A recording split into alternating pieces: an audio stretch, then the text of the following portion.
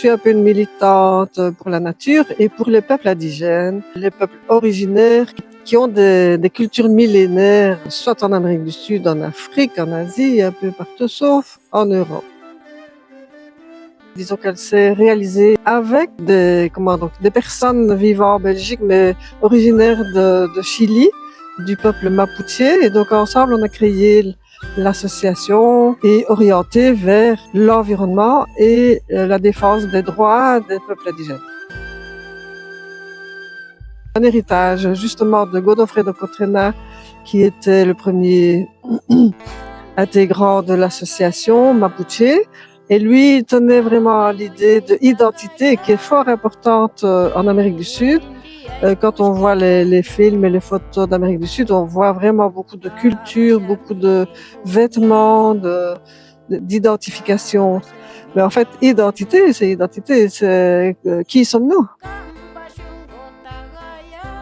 Le premier projet, c'était défendre les droits des peuples indigènes, que ce soit avec la communauté de Sarayaku en Amazonie équatorienne, qui ont défini leur territoire.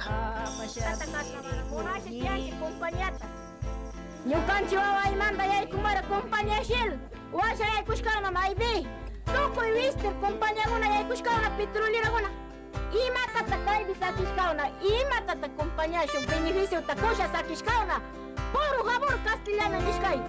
Governo nacional imata takai ni kusha tiashka. Rona, nyukanchi. Ai tarishak. Koli huawa ta sur kuskanchi tanda na kusha. Chikang manda ayo dashka gonai. Chikang manda ayo dashka gonai. Tanda ni sur kuskanchi. Chaiwasha. Todavía. Nyukanchita. Marchavi. Kia. Yashtima. Alkutashina. Raikaiviksa. Chiripambay.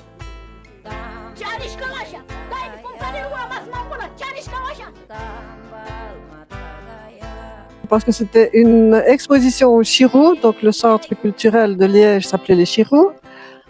Et il y a eu 30 personnes, artistes qui ont fait des œuvres sur le thème des peuples originaires. Depuis 2004, on a commencé à faire de la sensibilisation aux enfants. Sensibilisation à la nature, aux plantes médicinales, aux plantes sauvages comestibles, aux insectes, aux oiseaux.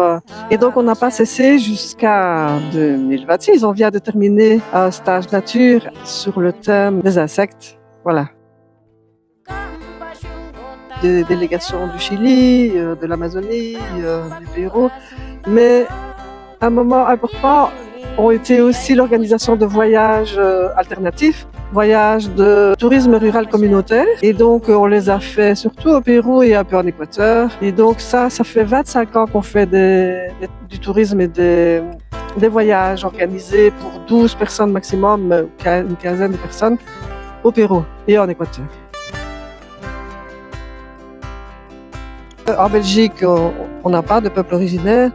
Donc on est un peu perdu par rapport au peuple indigène, mais toutes ces années, la jeunesse et les adultes aussi ont admiré les peuples originaires pour leur force à protéger la nature, à défendre leur territoire et à conserver les valeurs principales humaines qui parfois se perdent. Donc oui, l'interculturalité est fort importante pour essayer de récupérer aussi des bribes ici, parce que comme je dis, il y a beaucoup de choses qui se sont perdues.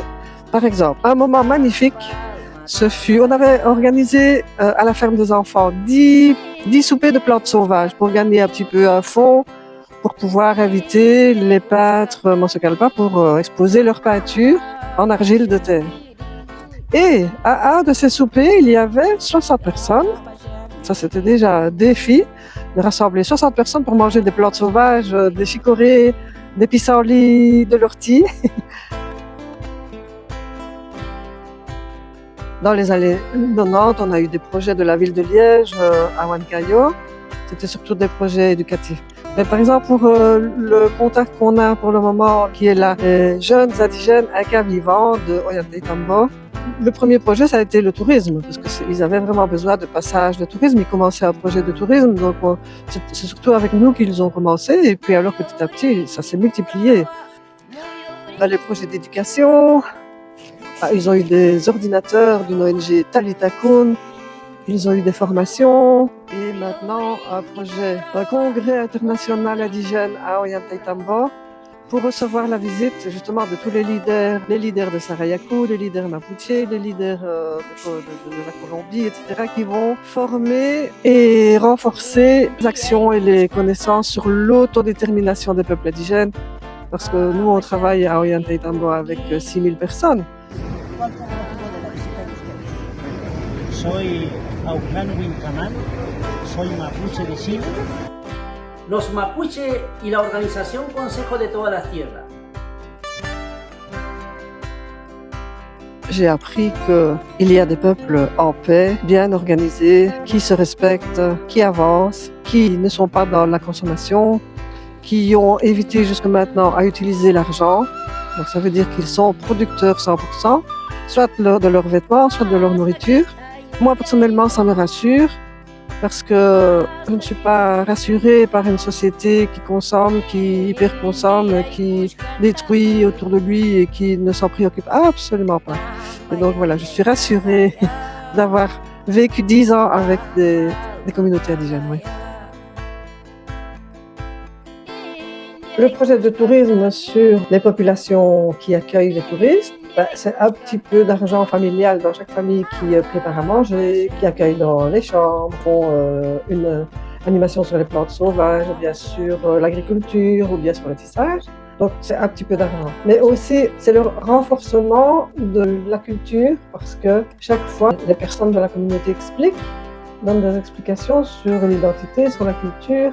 Et les petits-enfants de la famille sont là, ils sont tout autour, ils écoutent, ils entendent, et donc ça renforce l'idée de la culture et de l'identité. Maintenant, les projets qu'on a eus, oui, disons que chaque fois, c'est un peu de matériel, que ce soit des matelas pour les chambres, la vaisselle, un bureau épais avec 2 ordinateurs, une bibliothèque avec des livres à lire, beaucoup de choses, donc des formations, faire leur propre chapeau, des shampoings sur base de plantes médicinales locales, des pommades, ou vraiment beaucoup de choses en disant il y a eu beaucoup de projets forts importants pour ces communautés-là.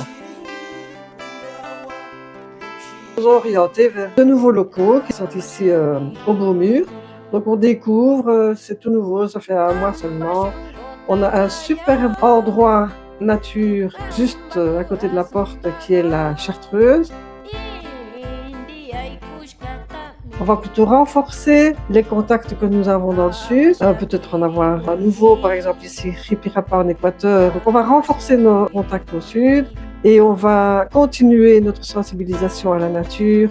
On va continuer à faire des voyages dans le sud qui sont une manière de faire changer les mentalités aussi parce que les personnes qui ont des contacts dans les communautés, elles sont épatées que des gens sans argent sont si vivants, cultivés, organisés, en bonne santé. On croit toujours que ne pas avoir d'argent, c'est la fête du monde, mais ce n'est pas vrai. On a eu beaucoup de délégations d'Amérique du Sud qui sont venues, d'Équateur, recréer un nouveau monde qui ne soit pas seulement imaginaire, mais possible. Et vraiment, le nouveau monde, il y a beaucoup de choses à changer. On ne saurait pas devenir des communautés indigènes en Belgique. Il y a des associations comme les Amis de la Terre qui sont sur ce chemin-là, la décroissance économique et beaucoup d'autres idées. Donc vraiment, cultiver son potager, cultiver ses plantes, devenir producteur, consommer moins. Oui, il y a vraiment énormément de choses à faire pour retrouver un monde équitable et en équilibre. D'avoir créé un pont entre le sud et le nord. Mais oui, c'est d'avoir sensibilisé quand même 5000 enfants approximativement. Une chose très importante, c'est l'amour entre les personnes. Ça veut dire quoi? Les relations, le vivre ensemble. Et donc, c'est vrai qu'à un moment donné, je vais dire depuis 2007 jusqu'à 2015, oui, on était en chemin avec cette façon de voir des Amérindiens, pour faire ensemble, pour dire ensemble. Ça s'est vraiment super bien passé.